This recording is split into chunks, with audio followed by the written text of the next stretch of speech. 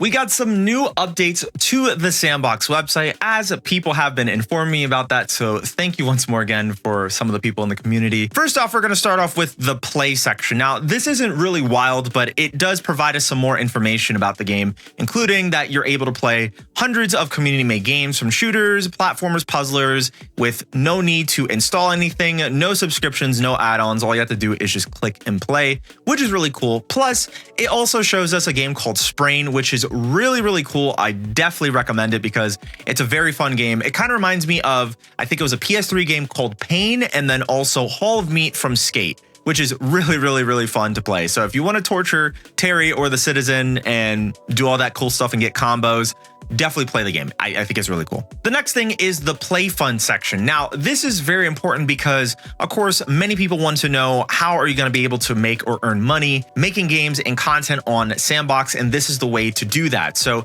you are able to earn real money when you can make games for the platform. And it even mentions here, which is probably one of the coolest features I've seen, is you're able to see in real time how much money Facepunch and Gary are paying to S&box game developers. It's something that I'm pretty sure is going to grow over time as many more new S&box developers and people who are interested in making games on S&box decide to come over and create awesome games that people want to play. Now, all the way at the bottom, we get a new section that is added to the About page, which is called Publishing. So many people have wondered about the whole standalone exporting thing going on, and it has been a part of S&box for quite a while. But the only thing is that Facepunch and Valve have been in talks for quite a bit, and really, as of what we know right now, for it to be a part of the About page here is very exciting because it is something that means that it is coming soon. So it seems like they've possibly gotten the green light to do so, and we're most likely going to get more info about this in the next blog post,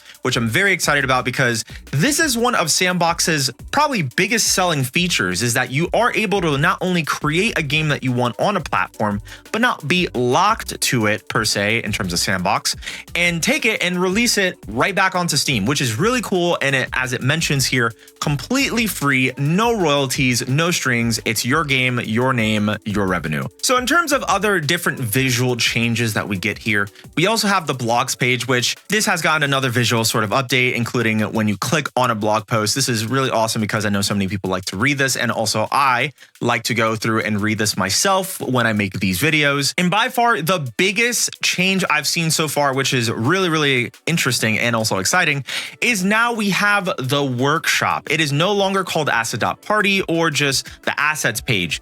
We now have an official name, which is now called the workshop. Now, this is very important because obviously this is where you're going to go for all of your needs in terms of finding sort of models, materials, maps, and much more. Now, there is a new one that I'm not really sure if I've just been completely out of the loop or if it's been there, but there is a prefabs page that I'm seeing here now is just kind of here. Again, I'm not sure if this has been a part of it or not, but if you do know, please feel free to let me know. I've been kind of out of loop for the last couple of weeks. And it's really cool because, as you can see on the bottom here, it does show you popular games that are being played today, this month, and trending now. The only difference between this here at the top and then the bottom is that if you're not logged in to the S&box website, the feed and achievements will not appear. And this is just due to pretty much being the new dashboard, right? You're able to see everything here because, as it says at the top, this is the dashboard. And last but not least, there is a new character customization screen that has been added. Now, this version is on the staging branch of S&box, and that basically means it's kind of like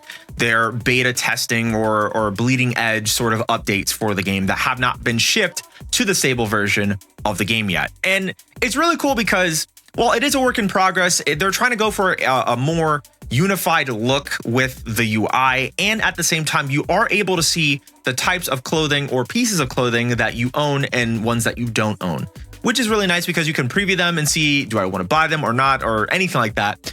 So I think that's pretty much all we have for now. This was a really cool update. Very excited about the new blog post that should be coming up at the end of this month, which is oddly enough going to be for the month of May, even though it's going to be in June. But that's just how they do it. Either way, should be a lot of fun to see what new updates we're going to get on that. Hopefully more information about standalone exporting and possibly other things. Who knows? Otherwise, if you really enjoyed this video and you want to know more about S&box, definitely check out this video right here on screen. And thank you so much for watching.